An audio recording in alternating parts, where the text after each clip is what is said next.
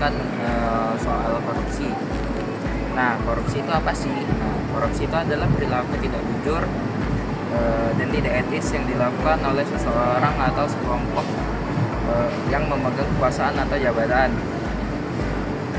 untuk memperoleh keuntungan pribadi maupun keuntungan kelompok dengan cara yang tidak sah dan merugikan orang lain atau negara. Nah, apa aja contoh-contohnya? Nah, contoh-contohnya adalah penggunaan kekuasaan atau jabatan untuk memperoleh keuntungan pribadi atau keuntungan kelompok, penerimaan suap, penggelapan atau penggunaan dana atau aset negara untuk kepentingan pribadi atau suatu kelompok, dan memanipulasi atau menyalahgunakan informasi yang diperoleh untuk keuntungan pribadi atau suatu kelompok.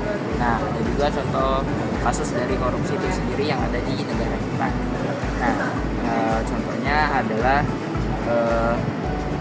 soal Syahrul Yassin Limpo yang mengalirkan dana korupsinya sejumlah 2 miliar ke rekening penampung. Nah, ada juga kasus korupsi 109 kilo emas antam yang menjerat 6 orang tersangka per tanggal 6 Juni kemarin.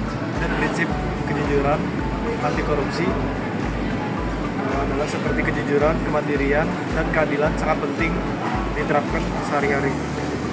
Dan dengan demikian kita dapat mencegah korupsi, lalu meningkatkan kepercayaan masyarakat dan menciptakan masyarakat yang lebih baik dengan kualitas hidup yang lebih tinggi.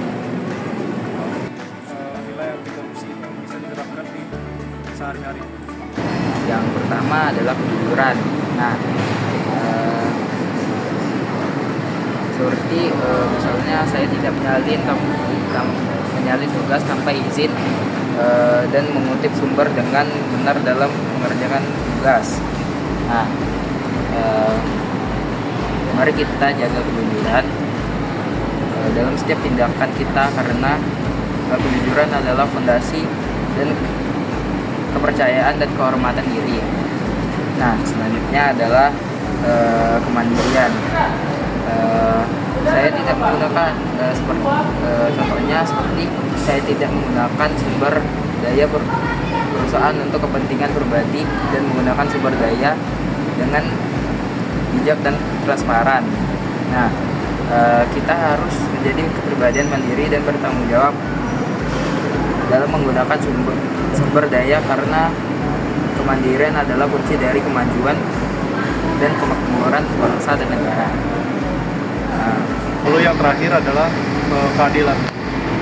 Contohnya saya mengambil keputusan dan adil, transparan menggunakan anggaran proyek. Marilah kita berjuang untuk mewujudkan keadilan dalam setiap aspek kehidupan. Karena keadilan adalah hak asasi manusia dan kunci dari kemakmuran bangsa. Dengan demikian, kita dapat mengamalkan nilai-nilai Pancasila dan dalam tindakan nyata dan kehidupan sehari-hari, dan menjadi pribadi yang lebih baik dan bermartabat. Sekian yang bisa kami sampaikan. Assalamualaikum warahmatullahi wabarakatuh.